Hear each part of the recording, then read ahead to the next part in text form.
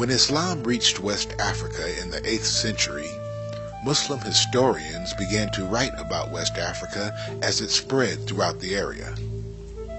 Documents about the history of this region show Arab historians knew it as the Balad al-Sudan, the land of the blacks.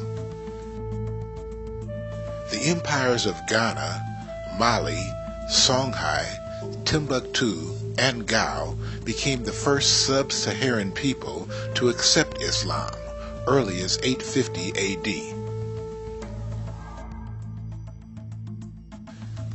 Commercial centers provided the first places of worship as traders began to have prayer areas in the towns.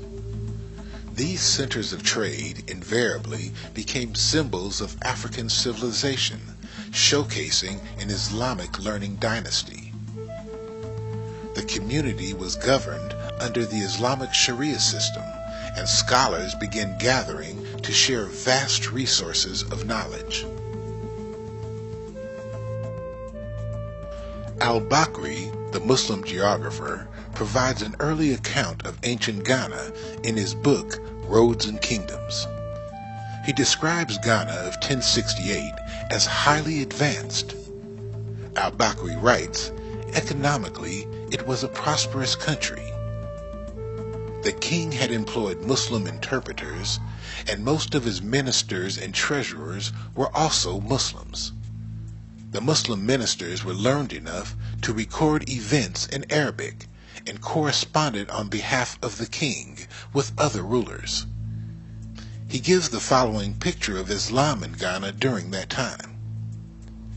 The city of Ghana consists of 2 towns lying on a plain, one of which is inhabited by Muslims and is large, possessing 12 mosques, one of which is a congregational mosque for Friday prayers.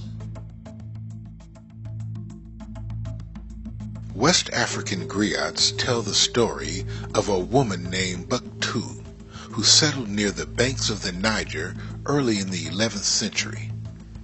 She maintained a water well which became a social center and stopping place for caravans of travelers. A village was formed which was later named Timbuktu. A supreme judge named Sheikh Sidi Abu al-Barakat Mahmud, who had visited Mecca and Cairo, ordered that a mosque be built. With the financial backing of a wealthy Mandekan woman, they designed a mosque featuring an inner court with the exact dimensions of the Kaaba in Mecca. It would become a leading center of education.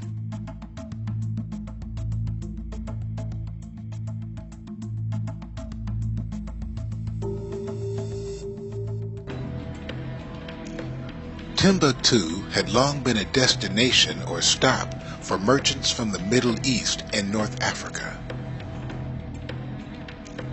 It wasn't long before ideas as well as merchandise began passing through the fabled city. Since most, if not all these traders were Muslim, the mosque would see visitors constantly. The temple accumulated a wealth of books from throughout the Muslim world, becoming not only a center of worship, but a center of learning. Books became more valuable than any other commodity in the city, and private libraries sprouted up in the homes of local scholars. In addition to books, Timbuktu accumulated navigational maps and logs from geographers throughout the world. During the 10th century, stories began to surface of sailors reaching a distant land.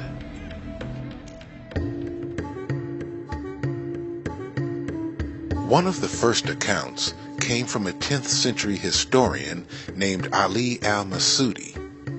An accomplished geographer, philosopher, and natural scientist, he wrote a book called In the Meadows of Gold and Quarries of Jewels.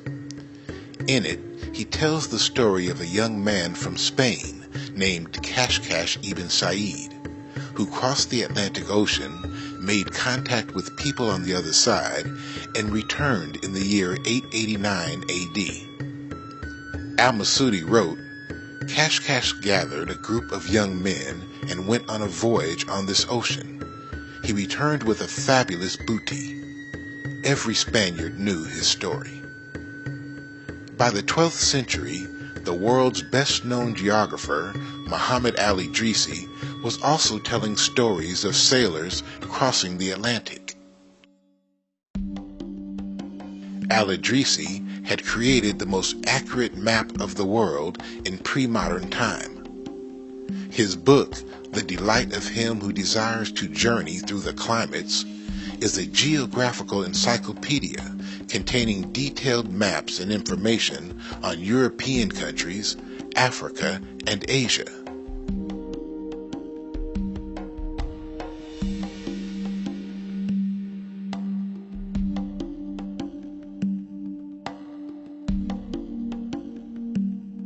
The Book of Roger, which was drawn by al-Idrisi in 1154 for King Roger II of Sicily, contained legends written in Arabic and was copied by geographers for 3 centuries without alteration.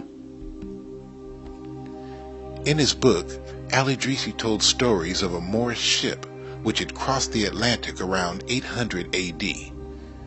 He added validity to the reports recorded by other Muslim historians and geographers concerning Muslim seamen and navigators crossing the Atlantic Ocean. He also wrote about Portuguese seamen who crossed the Great Sea. A group of sailors traveled into the Sea of Darkness from Lisbon in order to discover what was in it and to what extent were its limits. They finally reached an island that had people who spoke Arabic. This astonishing historical report not only describes contact between Muslim seamen and the native people of the Americas, but suggests a strong familiarity between the two. By the 14th century, West Africa had seen the rise of the Mali Empire, one of the largest in the world during that time. The king of Mali was Mansa Abu Bakari, who was the nephew of the empire's founder, Sundiata Keita. As a young man, Abu Bakari heard stories of a land across the Atlantic and dreamed of sailing off into the massive ocean. While studying at Sankore University, Abu Bakari encountered maps from Muslim geographers such as al-Masudi and al-Idrisi, who had concluded that the Atlantic Ocean was not the western edge of the world. He learned about ocean currents, studied navigational charts, and also heard amazing tales of Sudanese people who had ventured across the Atlantic some 2,000 years earlier. Abu Bakari had been assured by learned professors and Arab geographers that new lands lay on the other side of the Great Green Ocean. Sometime around 1304, Abu Bakari assembled a fleet of ships and sent them west across the Atlantic in search of the new land. Accounts of the expedition are documented in a book by 14th century Arab historian Al-Umari. According to his writings, Mansa Abu Bakari launched 200 ships filled with men and a further 200 ships amply stocked with food, gold, and water to last for 2 years.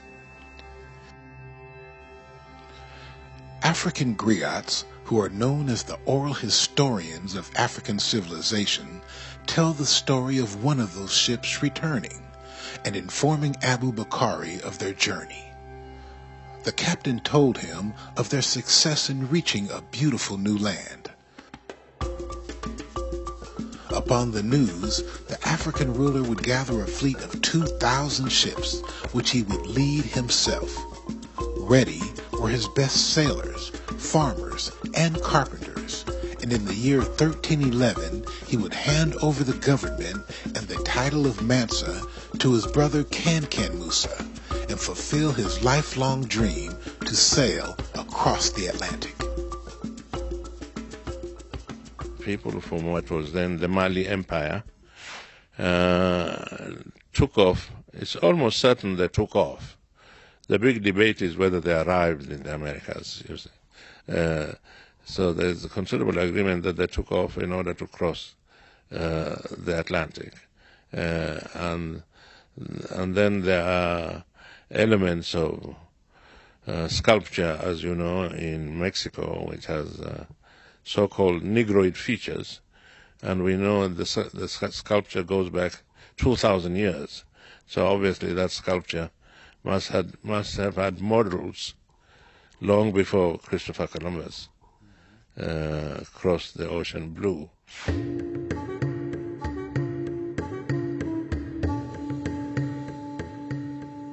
Mansa Kankan Musa was the grandson of Sundiata Keita. After assuming the throne from his brother, he led Mali to become the largest and richest realm of Africa.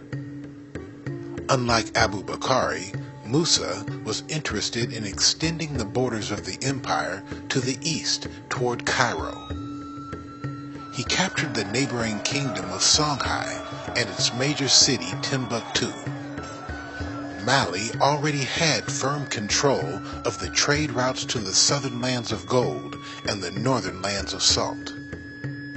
Musa brought a large part of the western Sudan within a single system of law and order. This was a big political success and made Mansa Musa one of the greatest statesmen in the history of Africa.